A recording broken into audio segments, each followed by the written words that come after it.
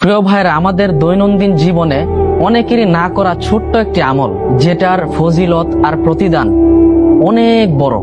আলহামদুলিল্লাহ, সে আমলটার কথা আমরা অনেকেই জানি বা অনেকেই শুনেছি, কিন্তু সেটা অনেকেই করতে পারছি না। যাই হোক, সে আমলটা কি জানেন? রাসূলুল্লাহ সাল্লাল্লাহু আলাইহি ওয়াসাল্লাম বলেছেন, যে ব্যক্তি উত্তম রূপে ওযু করার পর এই দোয়াটি পড়বে, আশহাদু আল্লা ইলাহা ইল্লাল্লাহ ওয়াহদাহু লা শারীকা লাহ ওয়া আশহাদু আন্না মুহাম্মাদান আবদুহু ওয়া রাসূলুহু আল্লাহুম্মা জাআলনি মিনাত তাওয়াবিন ওয়া জাআলনি মিনাল মুতাতাহহিরিন।